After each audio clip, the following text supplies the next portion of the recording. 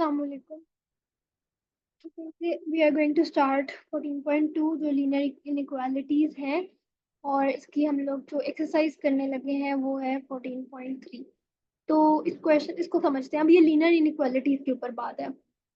अब हमने linear inequalities जो सॉल्व करनी है आगे जाके तो हम लोग उनको डायरेक्टली सॉल्व भी करेंगे 14.4 में, पर अभी हम लोग नंबर लाइंस के थ्रू इसको सॉल्व कर रहे हैं।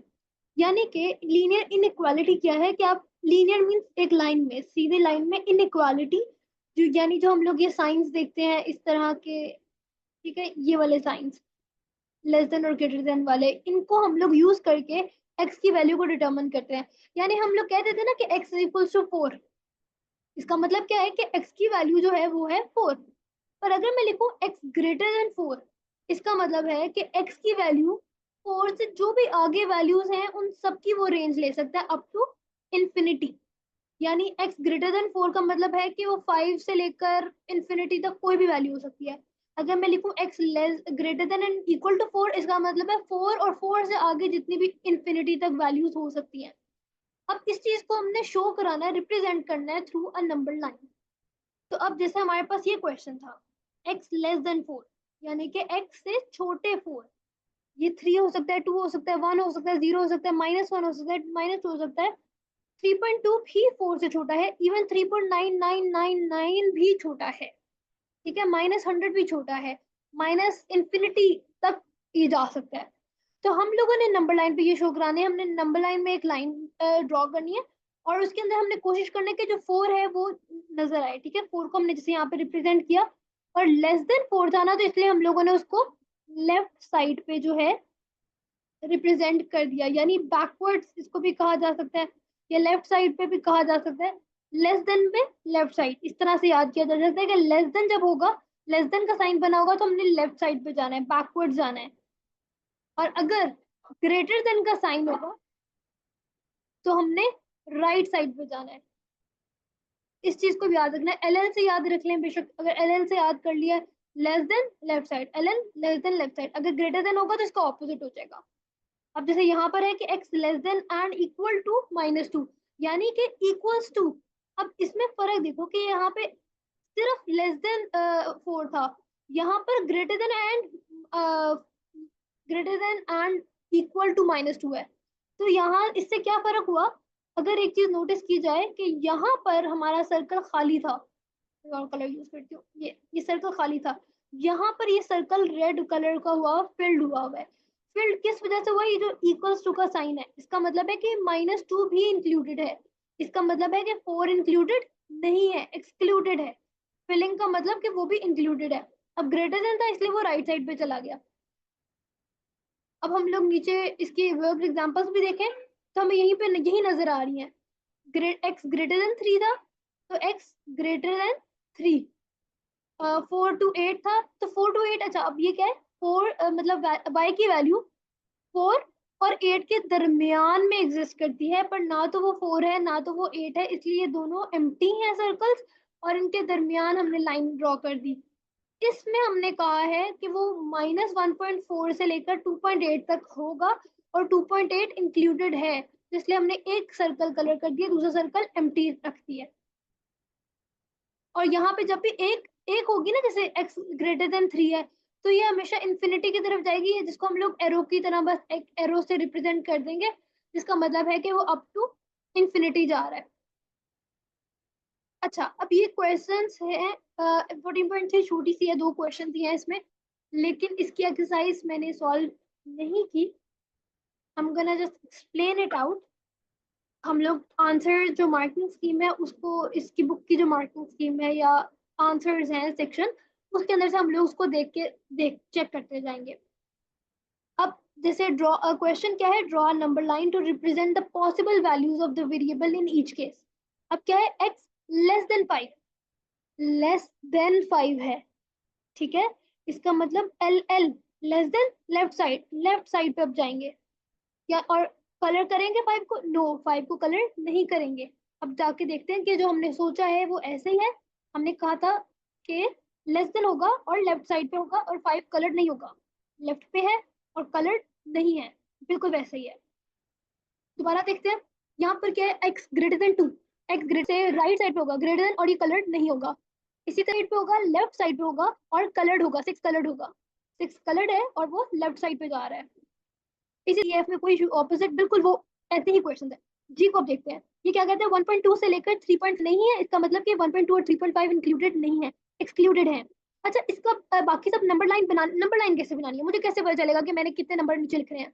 बस एक चीज का ख्याल रखना है कि जो नंबर है, जैसे अगर यहाँ पे इसमें क्या था, एक्स, ये लेफ्ट साइड पे जा रहा है ना, तो लेस देन का साइन बन जाएगा, यानी कि एक्स लेस देन 5 था। ये ए पार्ट का ये इक्वेशन थी या क्वेश्चन था, लीनियर इनइक्वालिटी ये थी।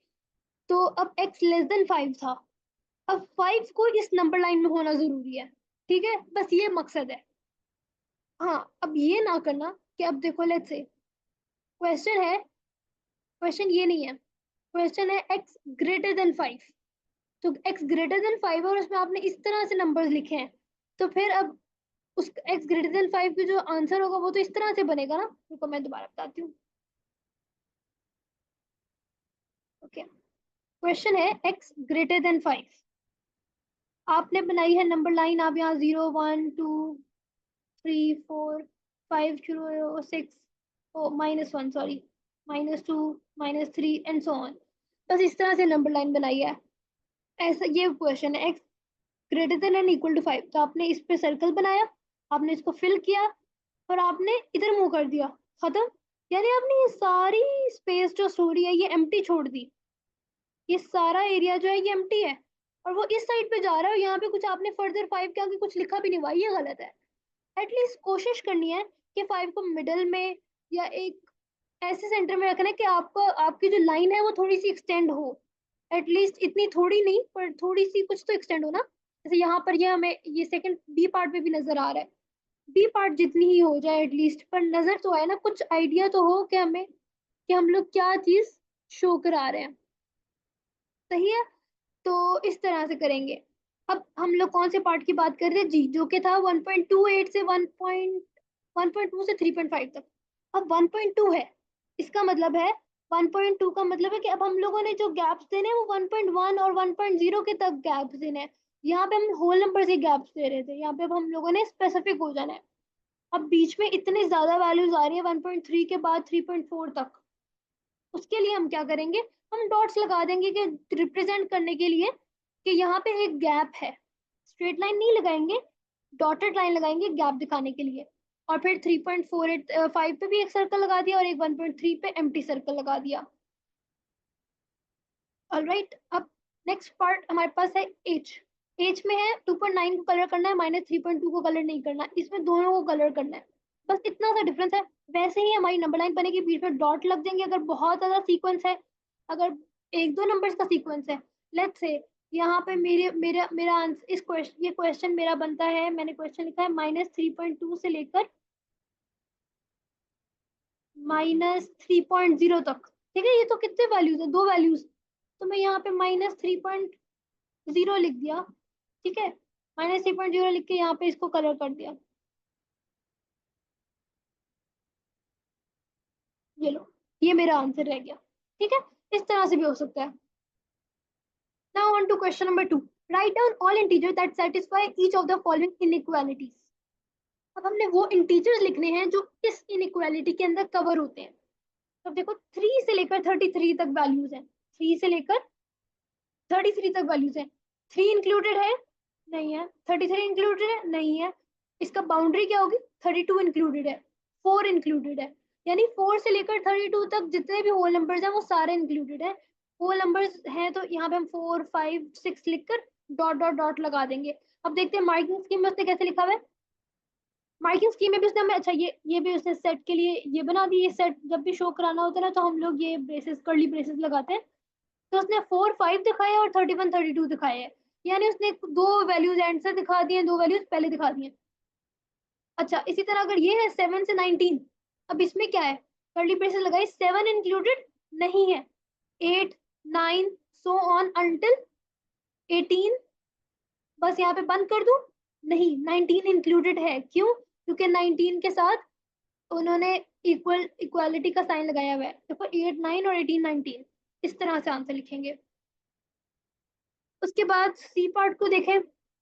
सी पार्ट में भी 18 से 27 तक वैल्यू, यानी कि 18 इंक्लूडेड है और 27 भी इंक्लूडेड है। सी में 18 भी इंक्लूडेड है और 27 भी इंक्लूडेड है। डी पार्ट को देखें तो वो क्या है, -3 से लेकर 0 तक, यानी कि -3 इंक्लूडेड है, -2 इंक्लूडेड है, -1 इंक्लूडेड है, बस 0 इंक्लूडेड नहीं है। -3, -2 और -1। टी पार्ट को देखें तो -3 और -0 तक, पर -3 भी इंक्लूडेड है और 0 भी इंक्लूडेड है, यानी -3 से लेकर 0 तक की वैल्यू हम लिख देंगे। एफ पार्ट में उसने भी एक रेंज दिया है, तो हम उस रेंज के अंदर, अब देखो ये रेंज उसने दिया 2.5 तक, 2.5 से 11.3, तो अब इसकी रेंज भी जो लिखनी है वो भी डेसिमल्स में लिखना है 2.6, 2.7, so on until 11.1, 11.2, 11.3, no no 11.3। क्यों? क्योंकि 11.3 के नीचे इक्वालिटी का साइन नहीं है। तो देखो 2 अच्छा व्हाट, एक सेकंड, ओ क्वेश्चन को देखें। क्वेश्चन क्या है, right down all integers that satisfy each of the following inequalities. Integers को देखना था, मैंने मिस्टेक की कि मैंने उसको डेसिमल्स में कर दिया, पर अगर ये क्वेश्चन में ये ना लिखा होता इंटीजर्स, तो गौर से क्वेश्चन को पढ़ना है, मेरी तरह नहीं पढ़ना।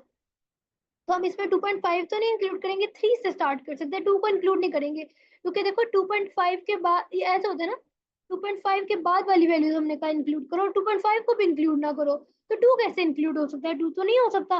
3, 3 से लेकर कहाँ तक? 11 हो सकता है, यस 11 हो सकता है, क्योंकि 11.3 11 के बाद आता है, यानी 11.2 भी इंक्लूडेड होगा, तो 11 भी डेफिनेटली इंक्लूडेड है। तो 3 से लेकर 11 तक की वैल्यूज जो है वो इंक्लूडेड होंगी, जो कि है। ओके, नेक्स्ट उसने हमें ये कहा है -7 से -4, तो ये तो 3 वैल्यूज है हमारे पास, -654, तो यही हमारे पास आ गई। ये है पाई आर से लेकर 2 पाई तक। अच्छा, अब ये क्या है हमारे पास, 3 पाई क्या होती है, 3.142। ओके, और 2 पाई क्या होगी, 2 पाई हमारे पास होता है 6.2 समथिंग, ठीक है, कुछ होता है। तो अब इसका मतलब 3.14 से लेकर ये तक, तो इसके दरमियान कौन कौन सी वैल्यूज आएंगी, 4 आएगी क्योंकि 3 से वो बड़ा है, 5 आएगा, 6 आएगा, 6 आएगा क्योंकि वो 6.28 से छोटा है, तो 4, 5, 6 इसका आंसर होना चाहिए एच पार्ट का। लेट्स सी, यस 4, 5, 6 ही है। और अब ये वाला लास्ट पार्ट है √5। √5 हमारे पास क्या होता है, हमें कैसे पता चलेगा √5 का, कि क्योंकि हमें √4 का पता है, √4 हमारे पास 2 होता है, तो ये 2 पॉइंट समथिंग होगा, ठीक है 2.2 कह देते हैं, 5 2.2 होगा, तो इसका मतलब है 2.22 तो नहीं इंक्लूड होता। अब √18 को देखते हैं, √18 भी हमें नहीं पता क्या होगा, पर हमें आइडिया है √16 जो है वो 4 होता है, सही है, तो ये उससे 4 पॉइंट समथिंग, 4.3 कर लो, 4.2 कर लो, ये होगा 4.2 कर लेते हैं, तो इसके दरमियान में 4 इंक्लूडेड होगा, तो आंसर क्या आएगा, 3 और 4, क्योंकि 2.2 से बड़ा 3 और 4.2 से छोटा 4, तो 3 और 4 जो है ये दो इंटीजर्स हमारे आंसर होने चाहिए, और वही दो इंटीजर्स हमारे आंसर्स हैं, और दैट इज इट। यहाँ पे एक्सरसाइज 14.3 जो है वो हमारी फिनिश हो जाती है। We are done with it.